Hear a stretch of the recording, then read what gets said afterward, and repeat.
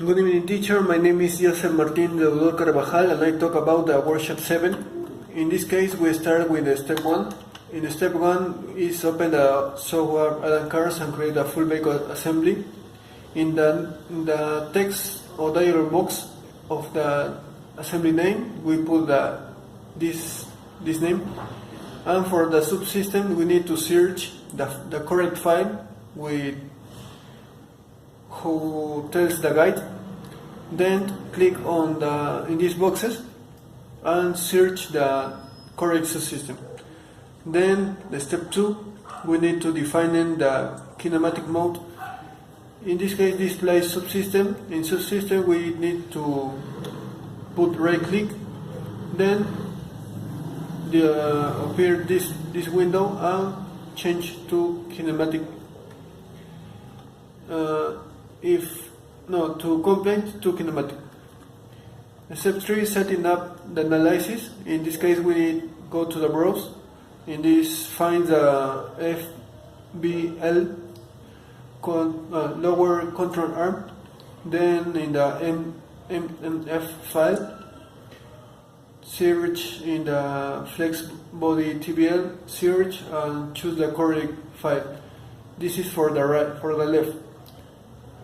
For the right, we need to repeat the steps. In this case, FBR, lower control arm, search the correct file and put open. We need to check the state of this suspension. Step 4, disable individual modes. In the model ICS, we enter or click in this box and appear that table. And we need to disable 28 and 29, all the file. So we need to put in disable and put close. And we must disable for the left and the right. So in the right, we need to repeat the steps: model ICS, file 28 and file 29. Disable and close. Step 5, performing a full vehicle analysis. Full vehicle analysis, open loop steering events, step steer. We need to fill the gaps with the guide values. Full vehicle assembly. The name, we put this before. Output prefix, test, I put test O. And time 3, number of steps 400. Interactive, this value is predetermined. Initial velocity 70. Gear position 3. Final state value 45. Step start time 1. Duration of step 1. Steering input angle. We need to check in these boxes and put A, please. Step C, change inertia modeling. We need to submit another step steer analysis using the same inputs, and before ADN change the same of the test to test right.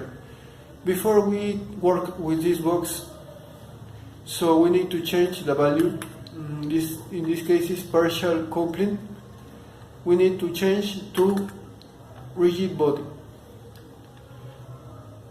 In this case, we need to do another simulation with the same values, but the out prefix change. In this case, I put test O rigid. Partial coupling to rigid body. Plotting analysis result. We need to create a plot. We need to compare, in this case, partial coupling to rigid body. Both of simulations put in this box. Analysis. Plot configure file. We need to. This value starts in this case. Plot time. We put full vehicle step steer analysis. Flexible versus rigid cross plotting. Input A. The plot 1 is the yaw rate versus time. In the y-axis, we have the year rate in dec per seconds, and the x-axis we have time in seconds. In this case, we have the red curve and the blue curve. The red curve is for the rigid test, and the blue curve is for the complaint. I don't remember the name. It's partial coupling. It's for the blue curve, partial coupling, and for the red curve is rigid test. So we have the value for the red curve is negative, and the same for the blue curve. So in this case, the red curve is more than the blue curve. In this case, both of us start in 0.0, then grow up, but in this case decrease in 1.2. So the less negative is the red curve. So the red curve is more than the blue curve. In the plot 2, we have the force in the y-axis and the time in the x-axis. For this curve, the red curve is the test rigid, left tire forces, and the blue curve is the same, but the right tire, and the pink is left tire, but the coupling forces is the partial coupling for the pink, and dark blue partial coupling the same. In this case, we conclusion that these curves are opposite, because the pink and the red, in this case, is rigid and coupling forces have turned to increase their values, but for the blue and dark blue, in this case is rigid and step in the right tire, decrease the values. So in the force, we have the value of the 5,350 for the pink, and for the red 5,100. But for the blue and dark blue, we have the value of the 3,350 and 3,100. For the plot number 3, red curve is for the rigid test, and the blue curve is for the partial coupling. We check that, we notice that both of us start in the 0.0, then in the 1.2 start to increase or grow up, but we have the value of the partial coupling is more than the value of the rigid test. In the plot number 4, we have a full vehicle analysis is the name of the test or the plot, angle in the y-axis and time in the x-axis. We have 4 curves. In this case, 2 of these curves is red and 2 of the other curves is blue, but the values of the behavior of these curves are different,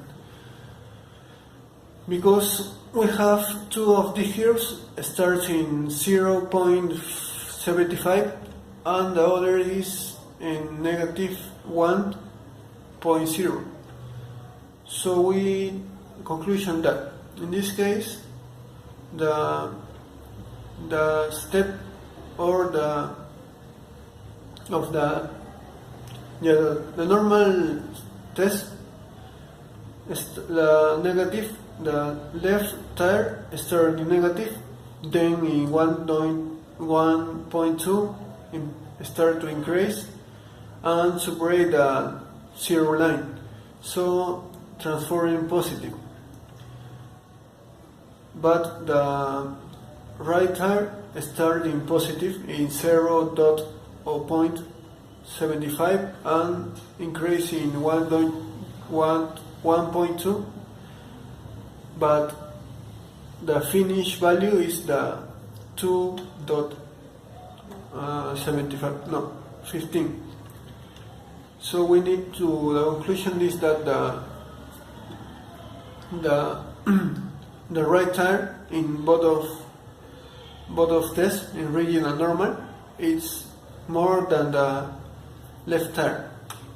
In plot number 5, we have the values of 4 curves but different colors. In red color is for the rigid test but left, the blue is right tire. For the normal test, the pink is left tire and dark blue right tire. We notice that the left tire is more than the right tire. We have the XY, the angle, and the X, the time. Then in the questions, how forces on suspension affects chassis system. While driving, the chassis has a different types of force: static force, dynamic force, and different force. The static force are generated by the mass, the weight of the vehicle, and the load. They are the only forces that act when the vehicle is stopped. The tension caused by static force had a variation for different vehicles and body types. Dynamic force during driving. Dynamic force could arise, which will depend mainly on the state of the firm. The magnitude of this force and their effect on resistance depends on the following factors: driving speed and state of the surface of the roadway. The suspension is responsible for reducing or cushioning the forces, so the suspension prevents the vehicle body and frame from road shocks. 2. It guides the stability of the vehicle. 3. It safeguards the passenger at good front road shocks. 4. It gives a good road handling while driving, cornering and braking. 5. It gives cushioning effect. And 6. It provides comfort. Number 2. What are the requirements of body for various types of vehicles? We have a different types of vehicles to do a lot of functions. Depends on the context. For example, to carry loads, carry passenger, carry other vehicles, etc. So the body of the most vehicles should fulfill the following requirements. The body should be light, is 1. 2. It should have minimum number of components. 3. It should provide sufficient space for passenger and luggage. 4. It should withstand vibration while in motion. 5. It should offer minimum resistance to air. 6. It should be cheap and easy in manufacturing. 7. It should be attractive in shape and color. 8. It should have uniformly distributed load. 9. It should have long fatigue life. And 10. It should be provided good vision and ventilation. We have the different types of transport, in this case in a particular car to the truck. Number 3. List out the various components of chassis and explain it. In this case we have the sample construction of truck chassis. We need to explain the parts, and so we need to the next diapositive. Number 1. Frame. It is made up of long two members called side members, riveted together with the help of number of cross members. Engine or power plant. It provides the source of power. Radiator. It is responsible for maintaining the temperature of the vehicle in stable conditions according to the manufacturer's manual. Wheel and tire. It is responsible for moving the vehicle along the road. 5. Clutch. It connects and disconnects the power from the engine, flywheels to the transmission system. Gearbox. It receives the power from the engine and transforms it, gives the power to the rest of the powertrain.